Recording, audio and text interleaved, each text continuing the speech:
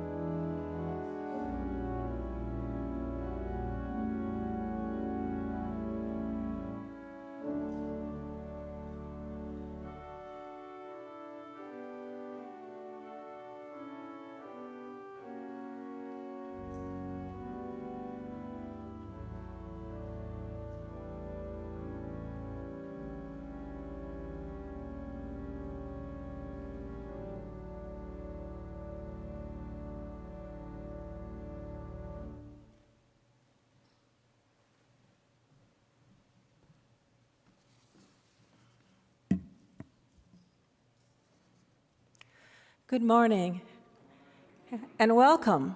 Welcome to Olympia Brown Unitarian Universalist Church. My name is Suzanne Landis. My pronouns are she, hers, and I am your worship associate this morning. Welcome to all who are here in this sanctuary and to all who are joining us online. And welcome to our worship leader, Patty Fitchett.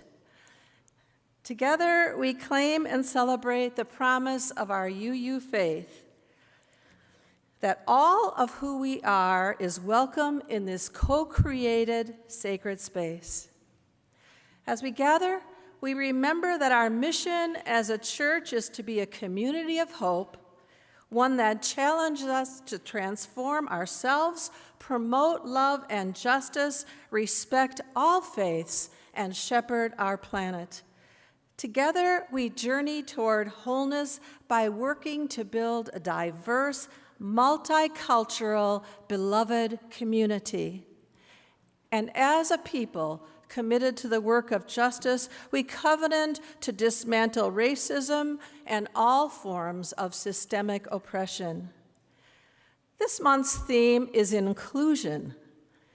Chad Snyder writes this: "To belong is to be longing for a space to be held, and that will hold friend, stranger, neighbor, other. For silences broken by songs of the silenced, for time that does not stretch but encircles. To belong is to be longing for wholeness of the beloved, of all who belong and are longing. It is good to be together."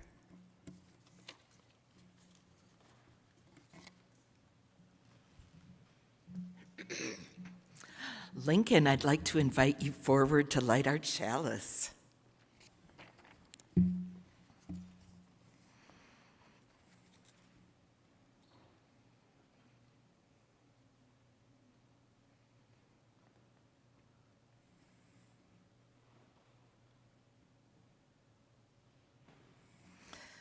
We light this chalice for all who are here and all who are not, for all who have ever walked through our doors, and for those who may yet find this spiritual home, and for those who can't even yet imagine. For each of us and for all of us, may this flame burn warm and bright. And now please rise in body or in spirit and join in singing hymn number 95, "There is More Love Somewhere."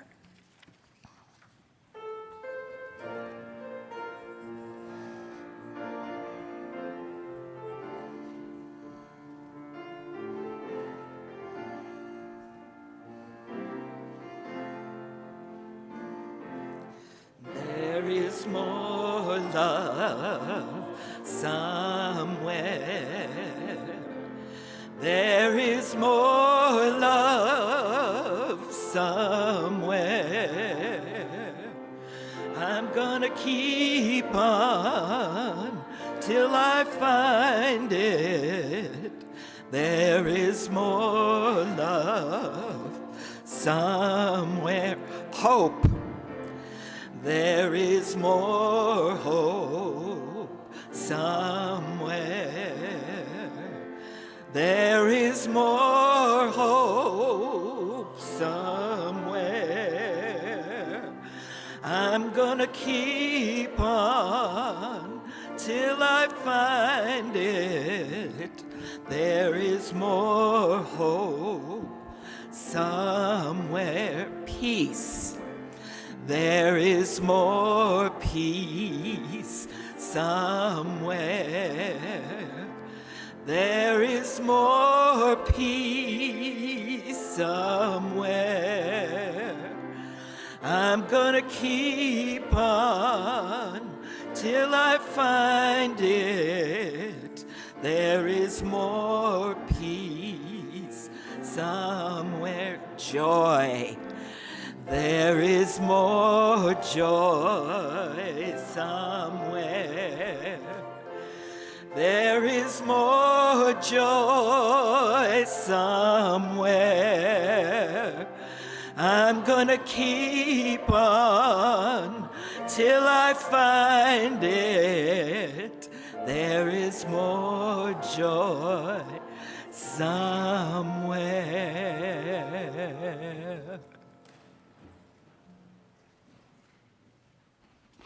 And now it's time for the message for all ages. So if all the children and those young at heart can come on forward.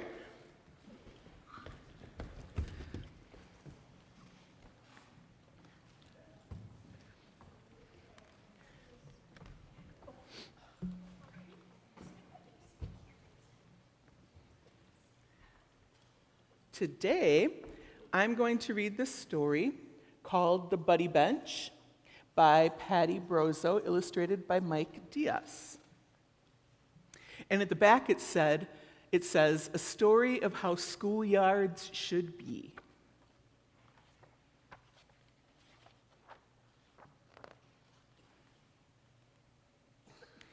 Class dismissed, called Miss Mellon when the recess bell rang. Her students ran out, loud, happy gang. They didn't waste time. Recess was too short. They started right in with their games and their sport. Some boys climbed a mound playing King of the Hill, but though he stood near, no one noticed Will. Molly said to Brianne, let's play follow the leader. They walked right by Emma, but just didn't see her. As Cooper watched hide and seek from a tree, he thought to himself, why does no one seek me? 3 kids played soldier with the make-believe fort as Sloane looked on from the basketball court. 7 kids were clowns, and they acted quite silly. They paraded right past, but no one saw Lily. Jerome watched 4 kids playing blind man's bluff. Why can't they see me? Aren't I big enough? 3 boys played with kites that flew high in the air, while Gabe sat and wondered, doesn't anyone care? Then one dancing kite dropped out of the sky, and when Jake went to find it, Gabe held it high. Want to join us? Jake asked, before recess is done. How come you're just watching? That can't be much fun. It's my leg, said Gabe. I can't run in a cast, so I never get picked, not even last. Come play with us anyway, there's time to spare. Wait a minute, said Gabe. I'll be right there. Gabe hobbled to Will and tapped his shoulder. Come on and join us, he said, before recess is over. I'm new here, said Will, and today's my first day. No one but you has asked me to play. Well, help us keep this kite in the air. Okay, said Will, I'll be right there. Then Will went to Emma and Emma to Sloane, each asking the next why she was alone. There are holes in my pants and my shoes, Emma said. I don't fit in, and her face turned bright red. It's hard, said Sloane, to know what to say. I'm too scared to ask, but I do want to play. Come join us, said Will. There's time to spare. Wait, said the girls. We'll be right there. They ran over to Cooper and said, what about you? We're going to have fun. Can't you play too? When I talk, explained Cooper, my words get tangled. What I want to say ends up all mangled. So what? Come and play, the 2 girls said. I'll come in a minute. You go on ahead. Then Cooper asked Lily, and Lily asked Jerome how come each of them was alone. Lily told Cooper, it's always the same. I'm used to just watching. I'm no good at games. When you're small, said Jerome, and the game is all tied, no one wants you to be on their side. Come and play, Cooper said. Don't hang back and wait. Let's make some new friends. It's never too late. But recess was over. The bell rang once more, and Miss Mellon's students ran for the door. Miss Mellon, Will asked, how could we say, without using words, that we all want to play? Sometimes we're too shy, too sad, or too proud. How can we ask without asking out loud? Miss Mellon said, what you need is a seat to wait for a friend or a buddy to meet. A buddy bench, Miss Mellon's class all agreed, and we'll make it ourselves, Cooper decreed. So they borrowed a hammer, a saw, and a wrench and started to work on their own special bench. When it was finished, they were all filled with pride. Each child wore a smile that was 9 inches wide. We think it's perfect, the students all said, with hands that are colored blue, yellow, and red. They put their new bench in the very best place, under the climbing tree, right at its base. Now everyone knows when they're feeling left out, where to find friends without any doubt. And the words on the bench that they made all their own say buddy bench equals no one alone. What a great idea, huh? Do any of you have buddy benches at school? I don't know if that's a thing. Yeah, some of you have buddy benches at school already. That's a fabulous idea. Maybe that's something that we need here, huh? A buddy bench over there, and then all the people, all the adults. It's hard when you're an adult to make friends, so.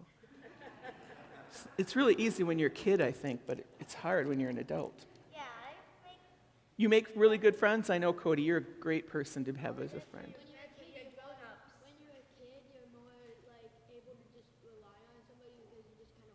Yeah, when you're a kid. When you're a grown up, you're like, okay, so I kind of want to make friends, but I don't want to do anything. So Malcolm says when you're a kid, it's easy because it's easy to rely on other people, but when you're an adult, it's hard to tell people things about you. All right, it's time for the children's blessing.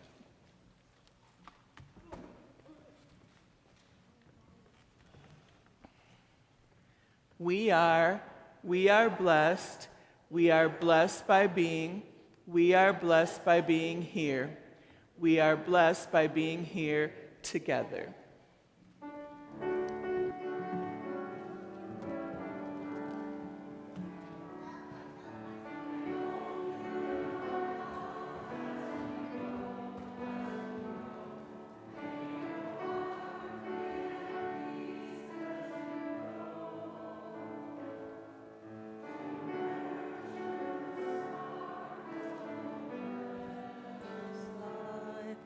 We hold you in our love as you go.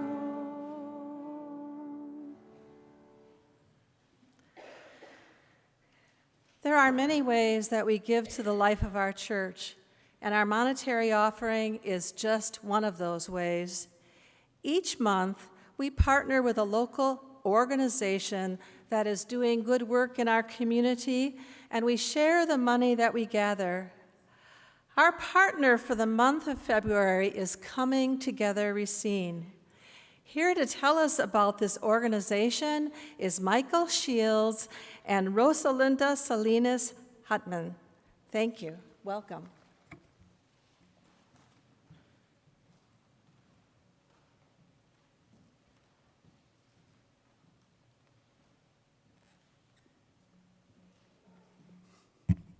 Good morning.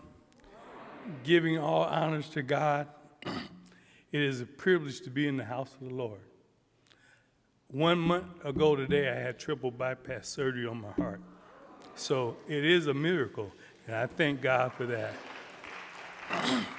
I am a member of St. Paul Missionary Baptist Church under the leadership of Bishop Lawrence L. Kirby. I am a co-member and founder of Coming Together Racine, and Rosa will introduce herself as a member. And we are here, and we've been fighting for justice for systemic racism. But it's always an honor to be here in the house of the Lord. Thank you. Our lives begin to end the day we become silent about things that matter. That was Martin Luther King, Jr. We at Coming Together Racine have been working for about, over 20 years. We do things not only with Crossroads, the anti-racism training, but also, if everyone's had a chance to see, we've been honored with the Firekeeper statue near the lake from the Potawatomi. So we have Kipikawe Causeway, because, well, let's say Columbus wasn't up here. Can we say? We'll just put it that way. We also, as many know, that we work with information about the missing women and children. And we have now started working with Ron Thomas, who's also been with us for over 20 years, about the 13 principles and 11 pillars that define our democracy and defend our Constitution.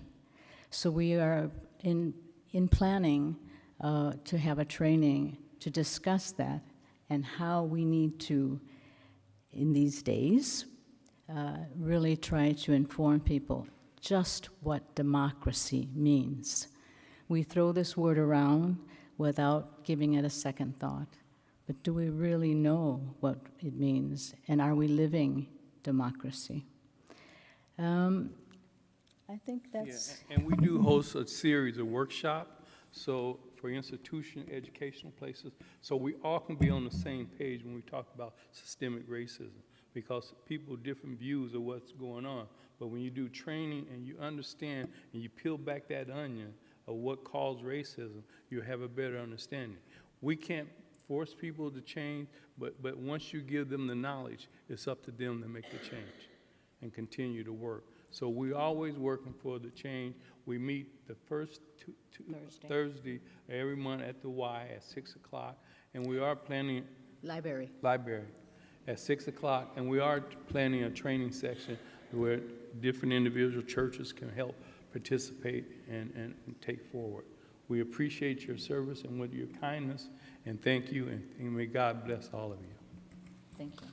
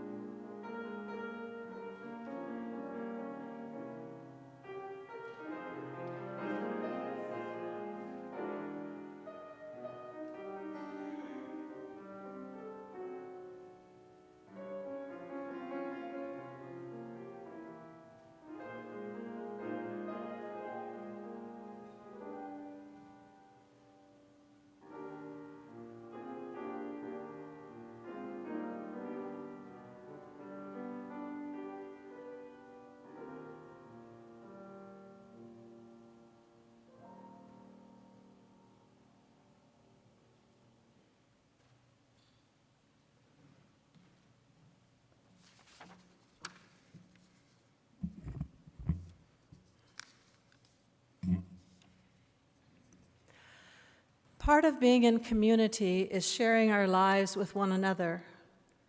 When we gather, we bring with us the joys and the sorrows that are on our hearts, and being here reminds us that we do not hold them alone.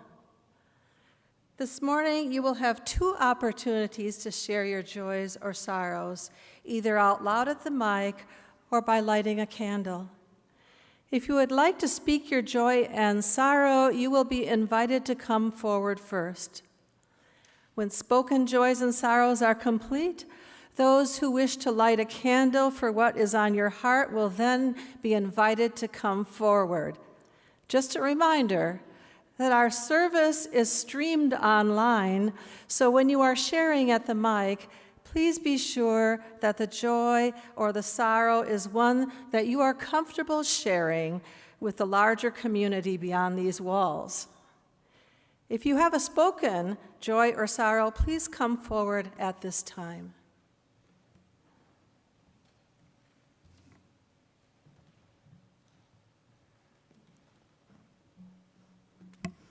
Hi, first is a joy. Michael Shields, I would like a candle lit for him. He did not mention he's also a member of our Asylum Seeker Task Force and has been a very good friend to Khalid and Chris. He's a retired social worker who has given us wise counsel as we've supported this family. So, Michael, we're so happy you had successful surgery. The second is a concern, and this is from Naoki Nakamura that I'm helping to share. There is a UU family that had adopted a son, a Latino son, and he was picked up by immigration down in southern Texas and beaten very violently. And so there will be details that we can do some kind of a community response and letter writing. But let us hold this family and their son in particular in our hearts. Thank you.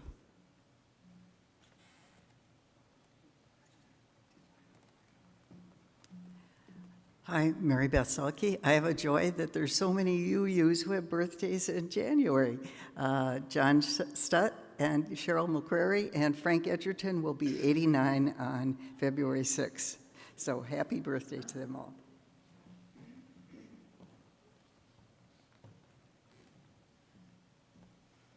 Good morning. I'm Rachel Choba. Yesterday, as I turned the corner from Prospect Street onto Marquette, I saw a scene of hope. At that corner, where the Danish home used to be, there was lots of earth-moving equipment making way for the new Martin Luther King Center. And also, there should be building of a new medical clinic, hopefully, in that area. So I gave a little shout of cheer as I rounded the corner.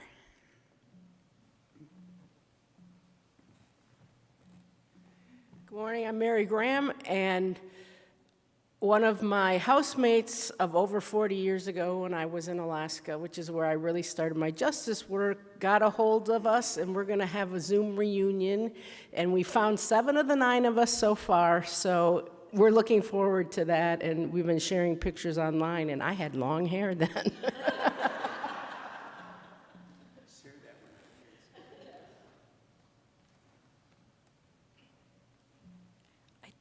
I don't often do this, speak in public like this, but yesterday I have the joy of being with teenagers at a mock trial competition, and they just bring out the joy in whoever is judging their competition.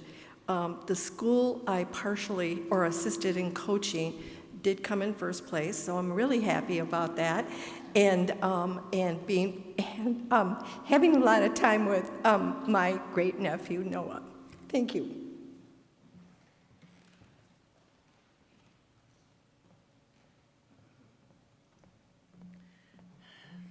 Hi, I'm Wendy McKelvey, and I just heard this morning that Sandy DeWalt, who's been a pillar in the Caledonia Conservancy, has had a second stroke. I'm very concerned. She's apparently not doing very well. I don't have a lot of information, but I know a lot of you know of her, and keep her in your hearts.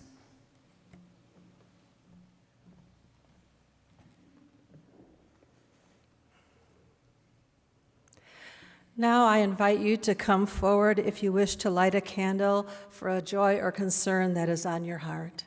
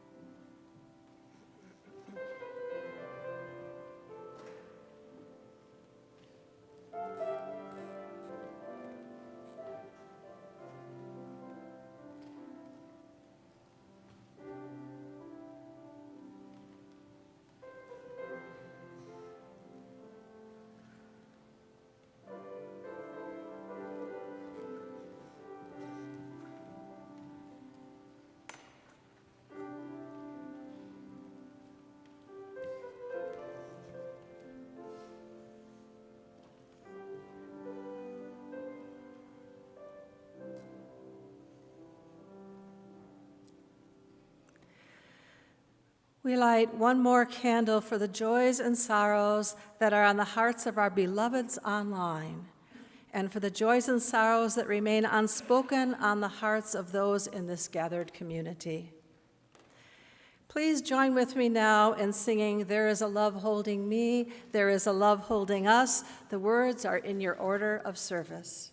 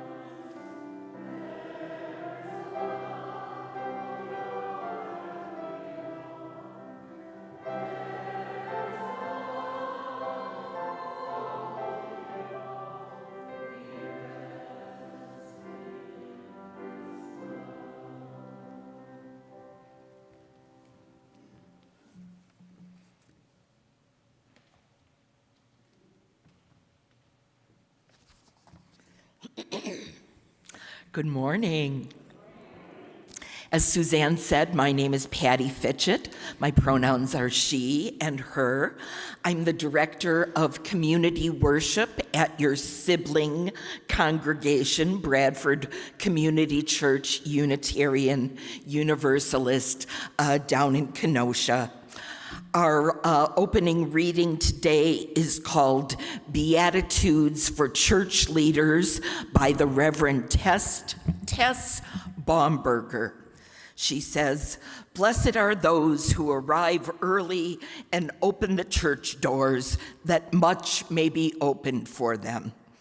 Blessed are the greeters and all who practice hospitality, that they find kind welcome wherever they go.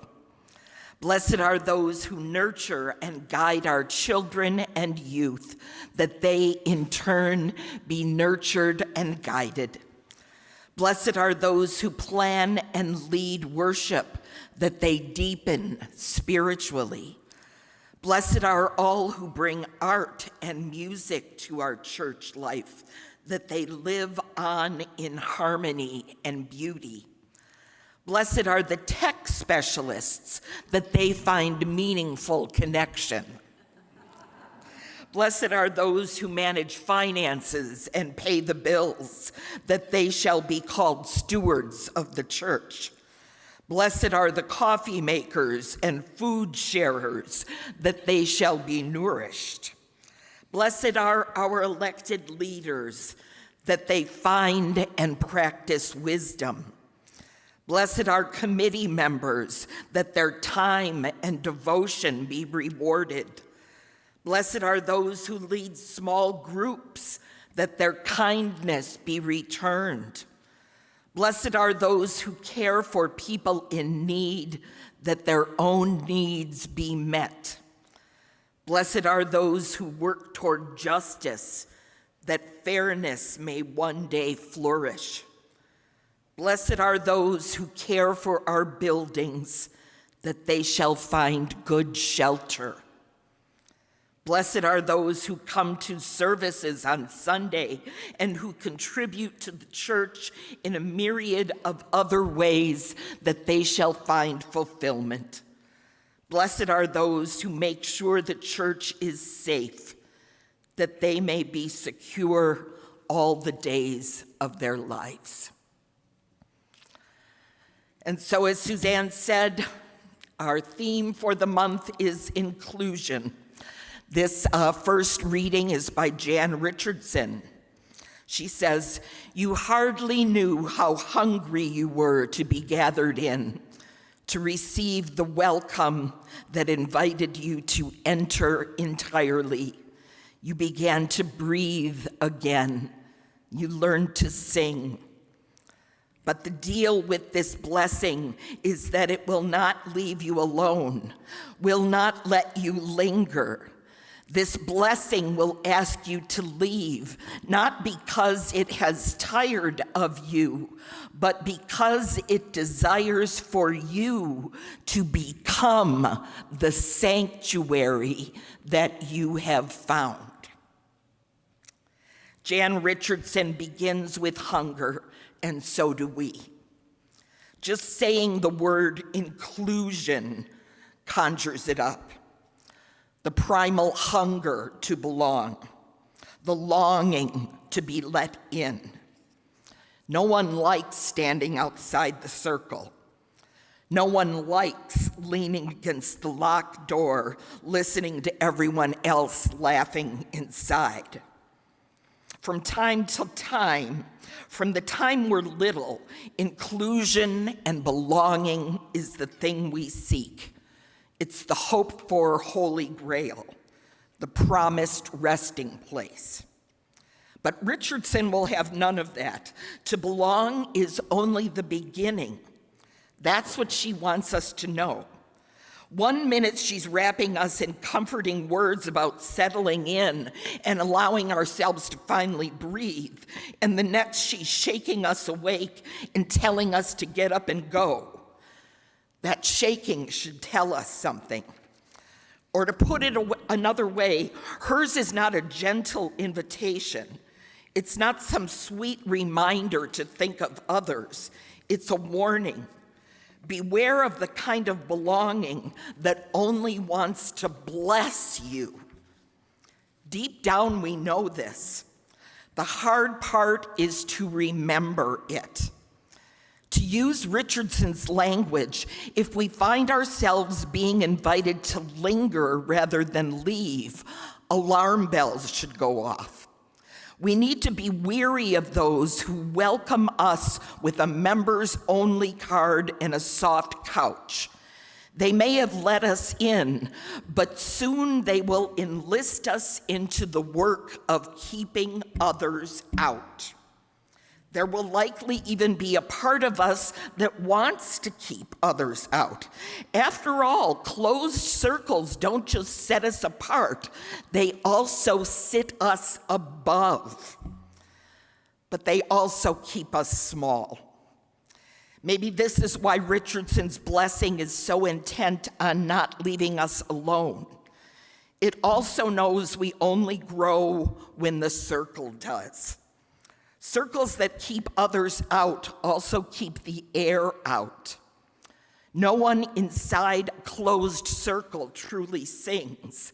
They only suffocate slowly. It's all one big reminder that the true blessing of inclusion is not that you get to come inside the circle, it's that you get to participate in expanding it. As the circle grows, so do we. Leanne and I picked the friend bench story specifically this morning. When our youngest son, who just turned 32, I can't believe that happened, was about 3.5, he suffered a real devastating brain injury. And we went through years and years of therapy and special ed. And so the word inclusion, when I saw it on the Soul Matters curriculum, the word inclusion took me right back to special ed. Oh my gosh. And when you first think of inclusion, you know, you just think of that kid in the wheelchair in your child's classroom sitting next to all the regular ed kids. Our experience was not that way. As Julian fought his way back, learning to talk and walk and hold a pencil and read and write again, he was most often put in self-contained classrooms with children. I don't know what the politically correct term for it nowadays is, but in the late 90s, we called it emotionally disturbed. It was children who were often violent. One time, Julian was sitting with some high school friends, and they were trading grade school stories, and he said, "Oh my gosh, yeah, I remember one time Richard flipped out, and he pulled up a chair, and he started attacking one of the teachers, and everybody in the classroom was screaming, and the principal had to come in, and one of the other teachers, and oh my God, I couldn't believe it. There took 3 of them to get him off of the teacher, and he looked up, and all of his friends had his eyes like this, and he said, didn't anything like that ever happen to you?" And they were like, "No, dude, we were like coloring and stuff." It did come in handy one time. Julian was walking home as a young adult, and 2 young men tried to rob him. And he recognized them from special ed, and he was like, "Hey guys, it's me, Julian." And they were like, "Oh, dude, hi, how are you?" And he did get away with his wallet intact. So the inclusion part of the special ed didn't really work out for us. But where the inclusion part did work out was at our UU church, because he was never seen as anything different than the other kids in his RE classroom. And when he grew older, he paid that back by becoming an RE teacher. And because he had been so included in that beloved community, when we were looking for a minister, Julian, as a young adult, was one of the people that was chosen for the search committee that ultimately ended up picking Reverend Eric Carlson. So that was one of the things that I thought about when I talked about inclusion. We have a hard time with inclusion as Unitarian Universalists. I was thinking the other day about so many of my friends who went out and did work for an unnamed political party before the election. Some of them very strong introverts, went door to door, knocked on doors, talked to people about why they should vote a certain way, did it again and again and again, went to meetings, talked to strangers about why they believed a certain way, and yet would never invite a friend to church. I don't do it either. I don't know what it is. What is it about, "Hey, why don't you come to my church?" Church? Is it the word church? I don't know. I don't know. And even within our churches, we have trouble seeing ourselves as being welcoming. I saw it just myself last week. I know many of you may know we have a member, Joy Latuvnik. Joy, how can I describe her? She's pure, unadulterated joy. If you need a more visual representation, she's a bisexual, biracial woman with a full beard. But pure, unadulterated joy is a full enough representation of who she is. Well, a couple of weeks ago, she came to me and she said, "I want more time with the people at the church." And she's very touchy-feely. "I had my chakras read. I'm talking with the angels, and sometimes I'm a little more down to earth, but takes all kinds to make a world." But she was like, I want to have more time with the people at the church. So I want to have what's called togetherness time. I want to do it on a Tuesday night, and I want to reserve the church. And I'm like, Sure, Joy, whatever. Okay, we're going to have togetherness time. So I pencil it in, and I'm like, I'm going to be there. And in the back of my mind, I'm thinking it's going to be me and Joy, and, nobody else is going to be there. It's on a Tuesday night. It's going to be dark. It's winter. A dozen people showed up because they wanted to be together too. And my opinion didn't matter. So sometimes we got to keep it to ourselves. Sometimes we got to keep our ideas to ourselves and be open to other people's ideas about growth, about welcoming. This is a poem by Chad Snyder. He says, "Love is loud. Love, says the Old Covenant, is the spirit of this church. Love, the spirit of our church. I hope so, because love has things to say. Love is joy and laughter, giggles and silly love songs. But love speaks, too, to the real pain in the world. Love knows. It knows hate and fear, selfishness, greed, bullet and blade, the cutting edge of indifference. Love knows, and love does not let us turn away. It does not rest in thoughts and prayers.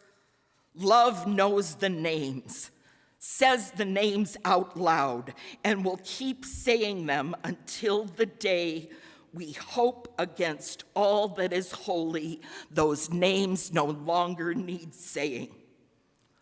Love is loud. Love clamors. It applauds. It shouts down and fires up. Love calls to the margin and, not waiting for the echo, chases its voice to that margin in song and joyful noise, in apology for hurts caused, shifts the center until the margin isn't. Love does not suffer the suffering of others in silence, but resonates the silent space held for another's story. Love is the spirit of this church if we choose it, give it voice. And if we make that choice, then in the noise, in the raucous joy and wailing pain, righteous rage, in the resonating silence, in the cacophony of beautiful voices and possibilities, through all that holy racket, love will guide us. Rosemary Bray McNatt, who I'm sure many of you are familiar with.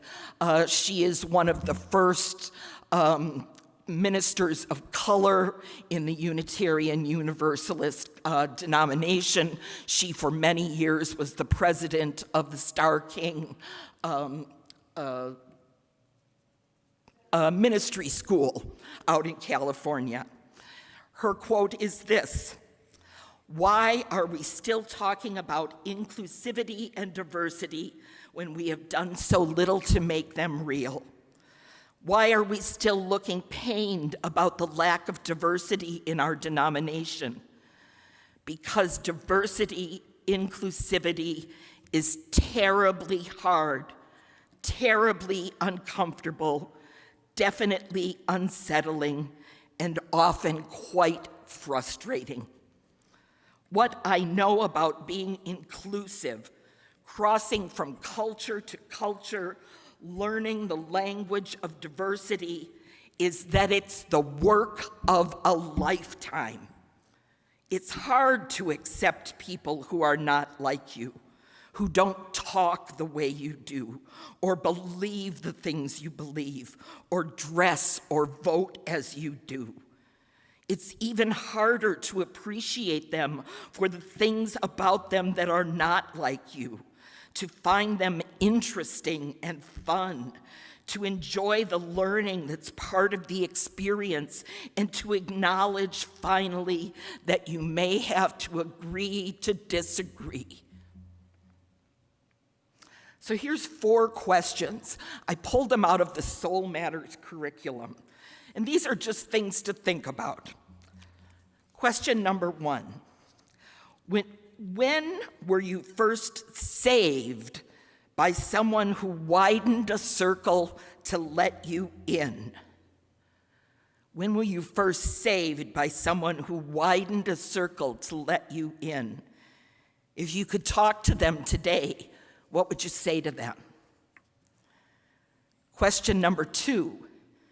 Have you or the communities that you are part of invited diverse people into your house, but not allowed them to rearrange the furniture?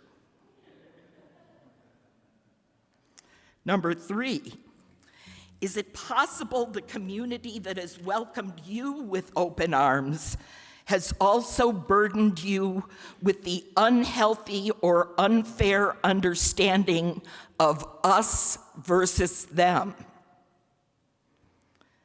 And number 4, how is the pain and struggle of those less fortunate than you included in your life?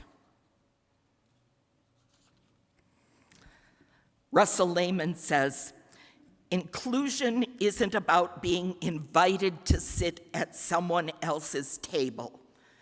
It's about building a new table together, where each person's voice and presence matter equally. The act of inviting often implies a subtle power dynamic, as if someone is granting permission to belong. But true belonging isn't something that can be granted. It's something that should emerge naturally from a shared understanding and mutual respect. So the question isn't just about who is included, but how we include and why we're including.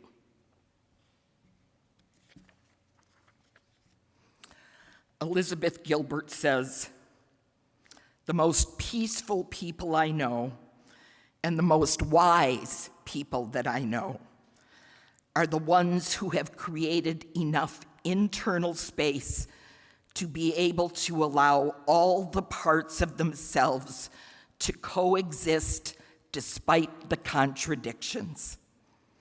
So they have room for their creativity.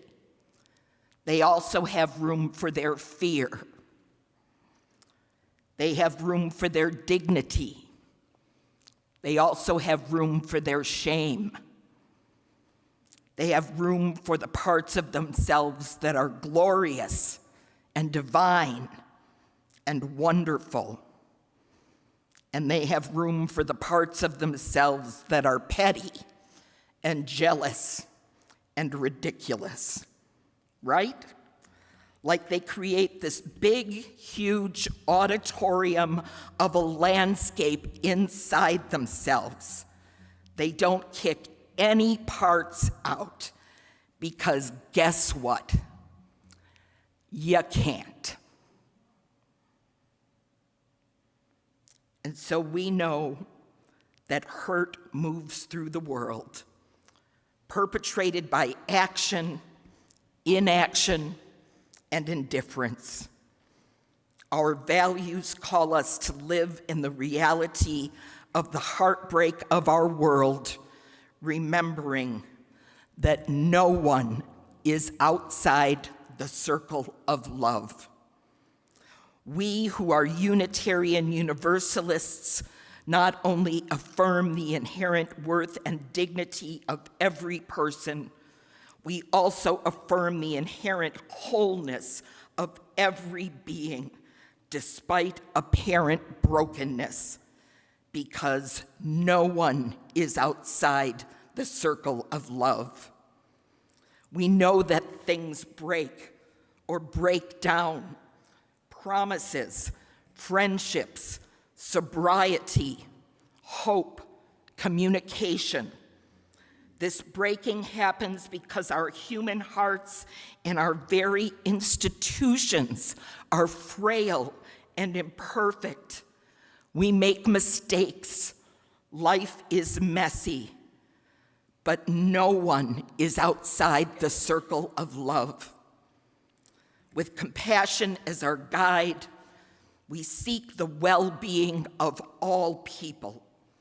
We seek to dismantle systems of oppression that undermine our collective humanity. We believe that we're here to guide one another toward love, because no one is outside the circle of love. No matter how fractured we are or once were, we can make whole people of ourselves. We are whole at our core because of the great, unnameable, sometimes inconceivable love in which we live. And no one is outside the circle of that love. And so please rise now in body or in spirit and join me in singing our closing hymn, Guide My Feet.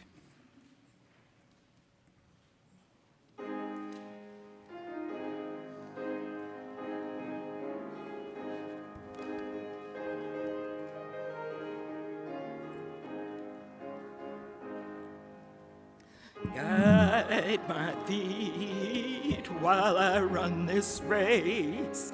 Guide my feet while I run.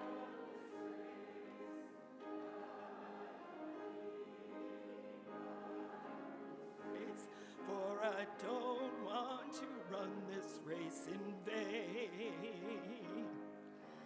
Hold my hand while I run this race. Hold my hand while I run this race. Hold my hand while I run this race. For I don't want to run this race in vain. Stand by me while I run this race.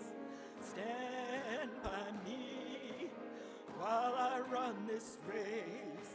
Stand by me while I run this race. For I don't want to run this race in vain. Search my heart while I run this race. Search my heart while I run this race. Search my heart while I run this race. For I don't want to run this race in vain.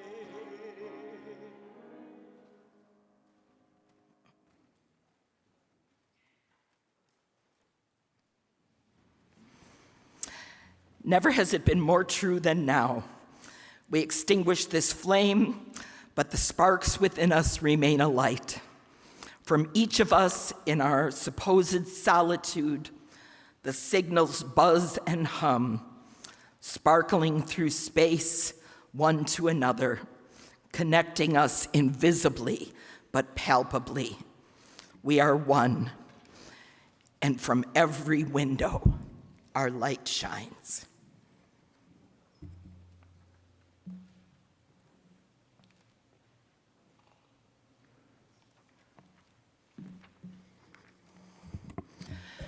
As we end our time together today in spiritual community, may we depart this sacred space knowing that blessings shall follow us all the days of our lives if we live in and return to right relationships, if we extend grace and forgiveness to ourselves and others, if we behold mercy as a spiritual superpower, if we emanate the greater love that holds us close. May our lives radiate the blessings that we have been given. May kindness and compassion fall gently from us. May there be peace in the world, and may it begin again with us. Amen.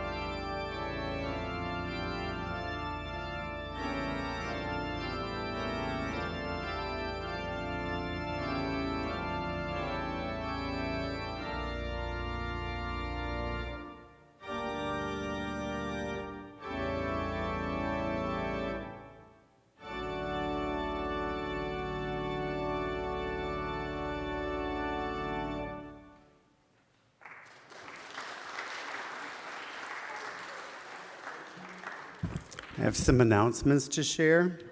If you need to reference the monthly Unifier email, there's a link in each Sunday's email that will take you to it, and that's for any of the months. There is an update on our asylum family from Naoki Nakamura in today's email that was omitted from the monthly Unifier yesterday. Today is the final day for pizza orders. Order information is available in the Urban Hall. Please give your order forms and money to Ruth Bradford Johnson after the service. Pizzas will be ready on February 23rd downstairs. Folks are needed to make the pizzas at the Dukoven Kitchen on February 18th. Sign up in Urban Hall. Tomorrow is the endowment grant application deadline. And is Diane Lang here? There you are.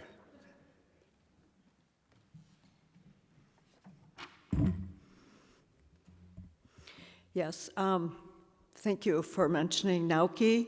He's the person that is in contact with our national UUA for the Congregational Accompaniment Program.